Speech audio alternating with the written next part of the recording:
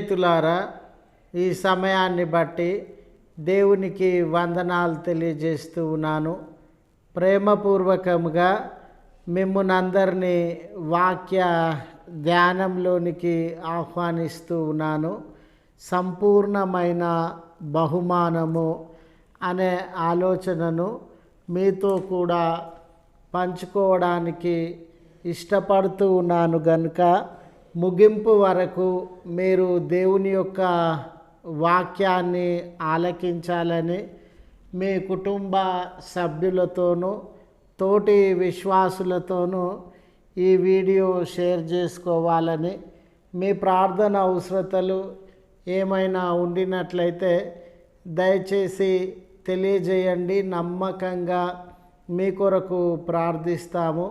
ఈ వీడియో మీ ఆధ్యాత్మిక జీవితాలకు ఉపయోగకరంగా ఉండినట్లయితే దయచేసి ఈ ఛానల్ను సబ్స్క్రైబ్ చేసుకొనవలసినదిగా మనవి చేస్తూ ఉన్నాను.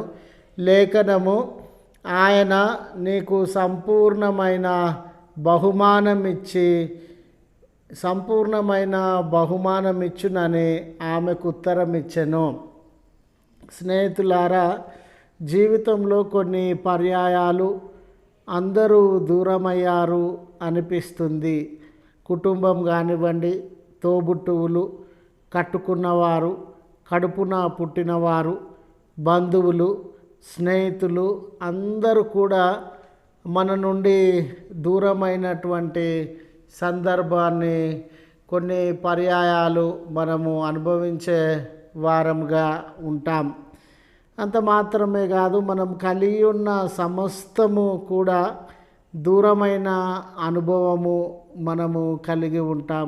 గృహం కావచ్చు, ఆస్తి అంతస్తులు కావచ్చు, డబ్బు హోదా కావచ్చు, పదవులు, ఉన్నతమైనటువంటి పేరు ప్రఖ్యాతులు, ఆరోగ్యం, బలం, ఇవన్నీ కూడా దూరమై బలహీనులంగా మారుతూ ఉండవచ్చు. అందరూ దూరమై ఒంటరి వారంగా మారుతూ ఉండవచ్చు. అటువంటి సందర్భంలో మనకు ఏమనిపిస్తుందనంటే, అందరూ దూరమైనారు, అన్నీ దూరమైనవి, ఇంకేం బాగుపడతాంలే, ఇంకేం అభివృద్ధి చెందుతాం, ఇంకేమి జీవితము నెమ్మది సమాధానాన్ని అనుభవిస్తాం అనే నిరాశ, నిస్పృహ మనలను ఆవరించేదిగా ఉంటూ ఉన్నది. ఒకసారి చదవబడిన లేఖన భాగము నుండి రూతు జీవితాన్ని గమనించినప్పుడు, కట్టుకున్న భర్త మరణించినాడు.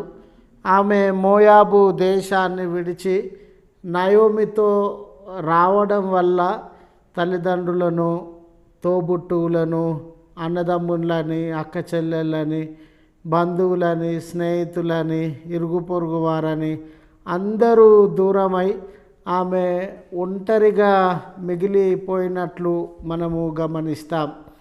అదే రీతిగా తన దేశాన్ని, తన వారిని విడిచి రావడం వలన గృహమైన, ఆస్తిపాస్తులైన, అంతస్తులైన, తనకంటూ ఏమైతే ఉందో దాన్ని అంతటిని విడిచి రావడం వల్ల ఏమీ లేనటువంటిదిగా, ఒక పక్క అందరూ దూరమై అనాథగా మారింది, మరొక పక్క అన్నీ దూరమై బలహీనురాలిగా మారింది. స్నేహితులారా, అందరూ దూరమైన, అన్నీ దూరమైన ఆమె తన యొక్క మంచితనాన్ని విడవలేదండి.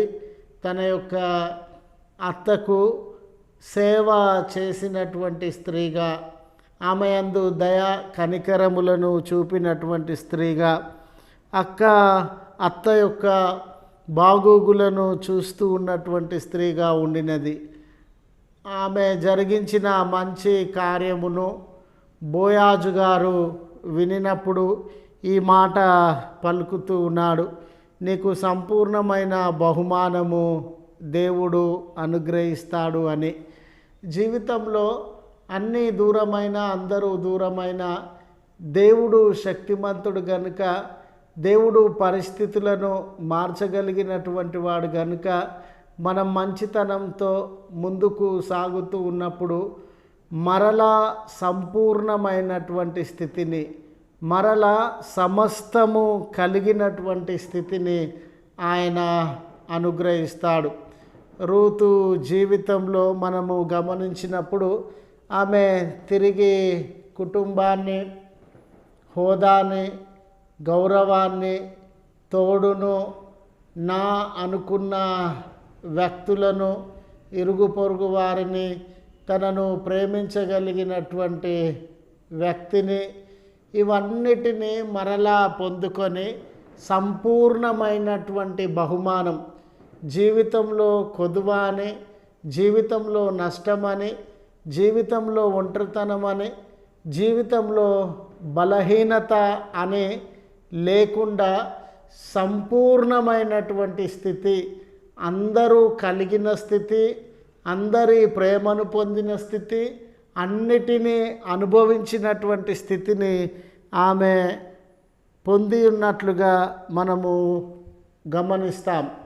స్నేహితులారా, మన జీవితంలో కూడా ఈ అనుభవం అన్నీ దూరమైనాయి, అందరూ దూరమైనారు అనే అనుభవం ఉండినట్లయితే రూతు వలె మంచితనాన్ని, కనికరమును ప్రదర్శిస్తే దేవుడు మన జీవితాలలో కూడా సంపూర్ణమైన బహుమానాన్ని అనుగ్రహిస్తాడు అని జ్ఞాపకము చేస్తూ ఈ మాటలను ముగిస్తూ ఉన్నాను.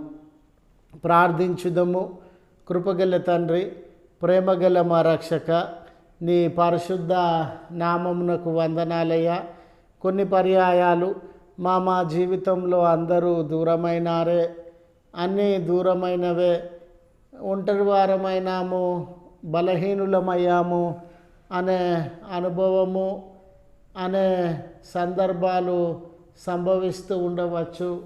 అట్టి సందర్భంలో మరలా సంపూర్ణత కలిగిన జీవితంలోనికి, దీవెనలోనికి, అందరూ కలిగి ఉన్న స్థితి, అన్నీ కలిగి ఉన్న స్థితి మీరు మాత్రమే ఇవ్వగలరని మీ వైపు తేరి చూస్తున్నాం.